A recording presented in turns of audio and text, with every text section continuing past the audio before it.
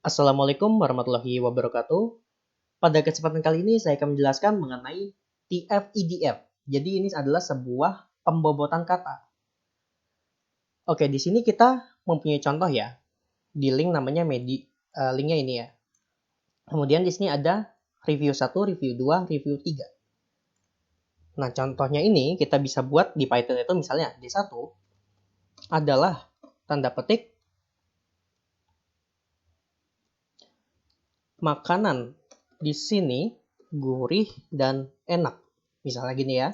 Kemudian D2-nya itu review 2-nya yaitu makanan di sini biasa saja. Kemudian ada D3 yaitu makanan di sini hambar dan tidak enak. Oke. Nah, selanjutnya kita akan membuat sebuah variabel namanya d_string di mana kita ini akan menggabungkan data D1 ditambah dengan D2 ditambah dengan D3. Jadi secara cepatnya kita pakai F tanda petik di dalam tanda petiknya kita berikan kurung kurawal, di dalam kurung kurawal kita kasih D1. Kemudian spasi kurung kurawal D2. Kemudian spasi kurung kurawal D3. Jadi kalau misalnya kita print d_string,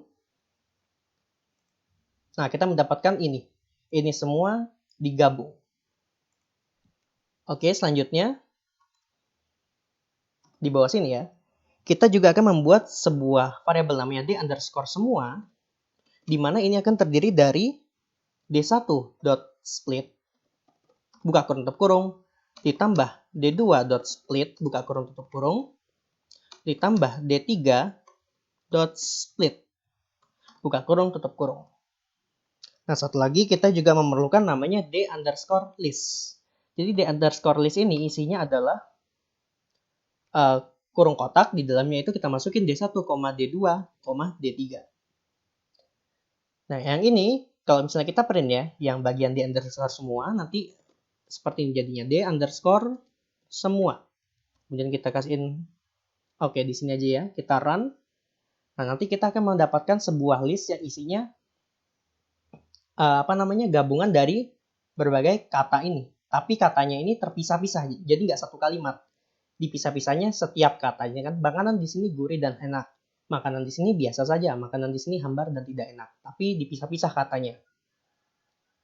Jadi ini di dalamnya itu keseluruhan kalimat, tapi katanya dipisah-pisah gitu ya. Oke, selanjutnya kita akan membuat sebuah kamus kata.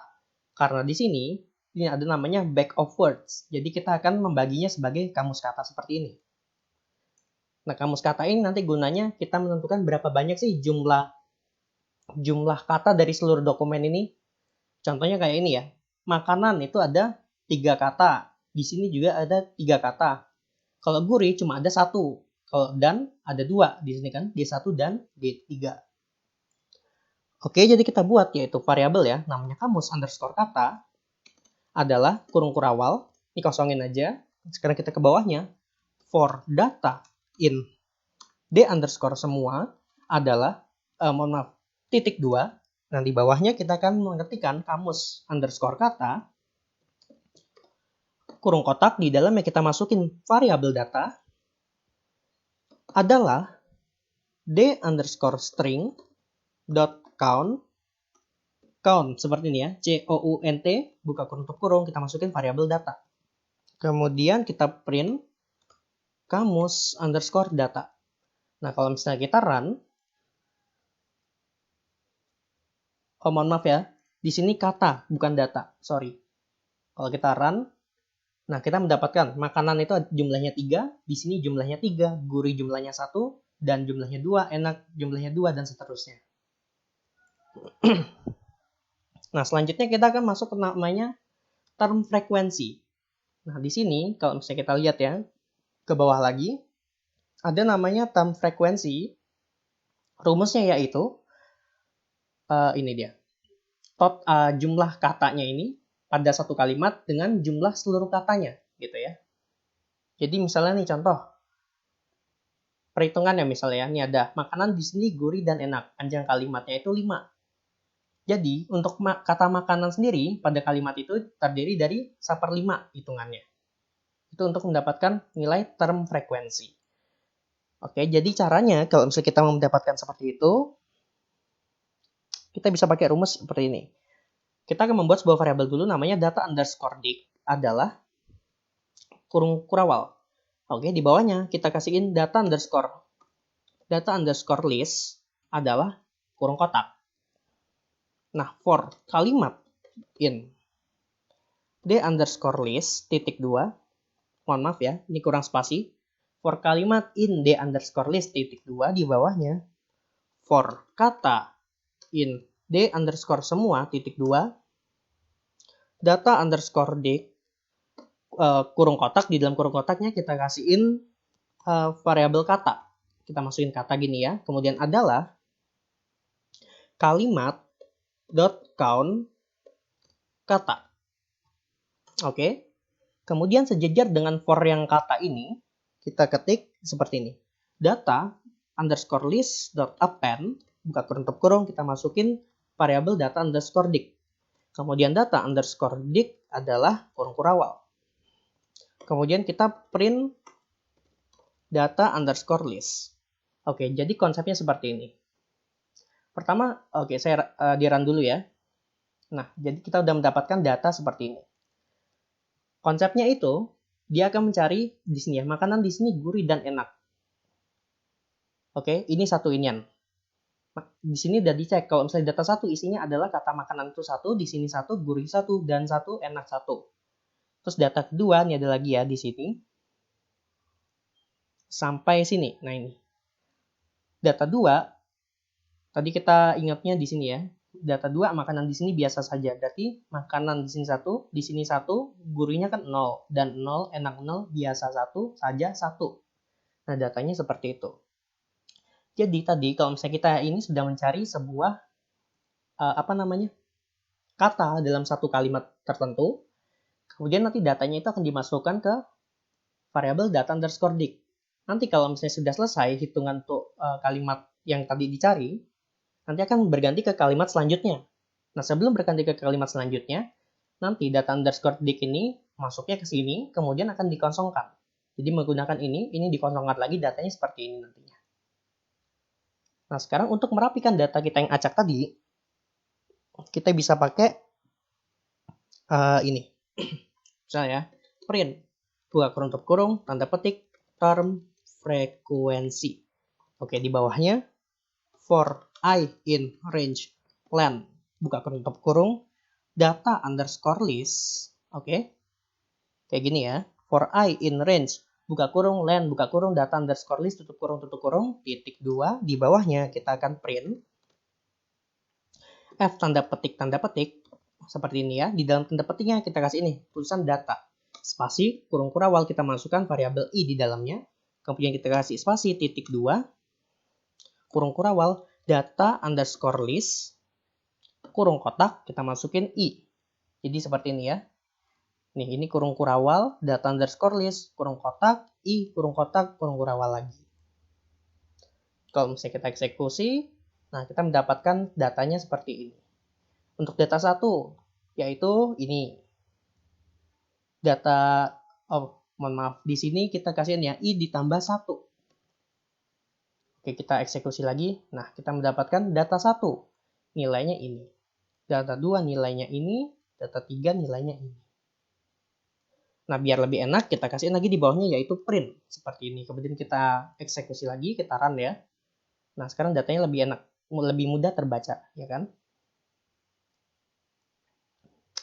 Oke. Nah, selanjutnya kita akan mencari yang namanya IDF-nya. Jadi, IDF, oke, di bawahnya kita kasihin import math. Jadi, kita akan memakai sebuah modul math milik Python, di mana nanti IDF ini akan menggunakan log. Di log ini kita harus import dulu menggunakan bawaan Python ya, namanya math. Jadi di bawah sini kita akan membuat sebuah variabel namanya data underscore IDF adalah kurung kurawal. Nah, di bawahnya kita akan membuat looping lagi for kata in kamus underscore kata. Rumusnya ini kan adalah number of document dibagi dengan number of document with term t. Maksudnya, jumlah dokumennya berapa? Nah, kita punya di sini datanya ada D1, D2, dan D3. Oke, berarti ada 3. Terus number of document with term. Maksudnya gini. Kata makanan ini dalam keseluruhan dokumen ada berapa? Yaitu 3. Oke, makanya tadi kita membuat ini, kamus kata ini. Jumlah kata dari gurih ini dalam keseluruhan dokumen cuma 1. Kata dan cuma 2. Enak cuma 2 gitu. Oke, for kata in kamus kata, titik 2. Kita akan membuat sebuah variabel hitung yang merupakan sebuah math.log buka kurung tutup kurung. Nah, di sini kalian harus fokus ya. Len buka kurung tutup kurung. Nah, di dalamnya d underscore list. Oke. Len buka kurung d underscore list tutup kurung. Setelah itu dibagi dengan kamus underscore kata kurung kotak. Nah, di dalamnya kata. Oke, penulisannya seperti ini ya. Kemudian, mohon maaf. Sebelum kurung tutup ini kita berikan koma, kita kasihkan nilainya 10. Ini maksudnya logaritma dengan basis 10. Oke, terus kita akan masukkan nilai IDF ini ke dalam modul ini ya. Ke dalam variabel data underscore IDF. Jadi caranya data underscore IDF, kita masukkan katanya dulu, itu sama dengan hitung. Oke, kemudian kita print data underscore IDF. Kita eksekusi. Nah, di sini kita mendapatkan data-data seperti ini. Kalau misalnya kita lihat hasilnya di sini ya.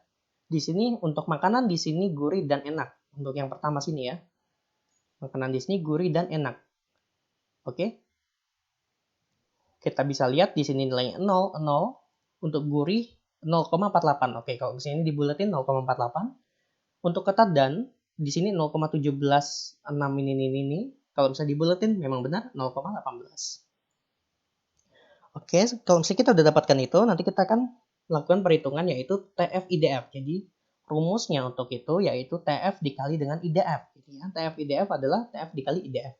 Nah, caranya kita akan membuat sebuah variabel namanya hasil adalah kurung kotak. Oke. Kemudian data underscore sementara. Data underscore sementara adalah kurung kurawal. Nah, di bawahnya sini kita akan mencari sebuah indeks. Jadi for index in range buka kurung tutup kurung, len buka kurung tutup kurung, data underscore list. Oke, di sini titik 2. Di sini mohon maaf ya, ini index pakai X. For index in range len data underscore list. Kemudian di bawahnya lagi kita akan membuat sebuah looping lagi. Jadi untuk memisahkan datanya menjadi data-data makin kecil gitu ya. Karena tadi datanya ini kan data gabungan. Di bawahnya ini kita masukkan for I in data underscore list kurung kotak, di dalamnya kita masukin indeks titik 2. Nah, di sini kita akan membuat sebuah variabel namanya hitung adalah data underscore list kurung kotak, kita masukin indeks, setelah itu kita berikan lagi kurung kotak, di dalamnya kita masukin i ya, kemudian kita kali, nah kalinya ini pakai tanda bintang ya. Kemudian data underscore index kurung kotak, kita masukkan variabel i. Bukan indeks tapi data IDF. Mohon maaf ya. Data underscore list, index, i, kemudian data underscore IDF, kemudian i. Nah, selanjutnya kita akan masukin dia ini ke variabel data underscore sementara. Jadi data underscore sementara kurung kotak i itu sama dengan kita bulatkan ya, round dari hitung, variabel hitung, 3. Jadi pembulatannya itu 3 gitu ya. 3 desimal. Nah, sekarang sejajar dengan for I in data underscore list ini, kita tulis hasil.append kita masukin variabel data underscore sementara. Oke, di bawahnya lagi kita masukin variabel maksudnya kita kosongin data underscore sementara menjadi kurung kurawal. Oke, ingat ya, ini kurung kurawal. Ini juga kurung kurawal. Nah, dari sini nanti kita akan print. Kita coba print ya. Print hasil. Kita run. Oke, di sini sudah datanya kita dapat ya. Tunggu ya sebentar. Kalau misalnya, oke, di sini kita ubah roundnya ini menjadi 2. Round hitung, 2. Kalau misalnya saya run, oke, kita bisa mendapatkan ini ya. Mana dia?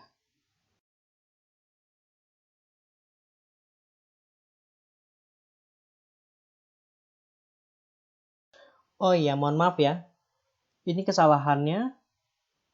Oke, bentar, ini kita gimana ya caranya? Oke, untuk data yang ini tadi udah benar. Nah, kita kembali lagi ke yang sini. Oke, yang di sini ya, ini belum selesai. Di sini tadi lupa. Ini kalimat .count kata dibagi dengan len, buka kurung tutup kurung. Nah, kita masukkan kalimat .split, buka kurung tutup kurung seperti ini. Nanti kita eksekusi, kita run ya. Oke, di sini datanya seperti ini. Nah, untuk ini kalau misalnya kita run, ini dihapus dulu yang printnya. Nah, kita mendapatkan data yang sama seperti yang tadi. Mohon maaf ya, jadi kesalahan. Kita lupa membagi jumlah kata dengan jumlah kalimat tadi ya. Oke, nanti dapat datanya sama seperti yang ini. Oke, untuk makan itu 0. Di sini juga 0. Kategori 0,95, benar ya?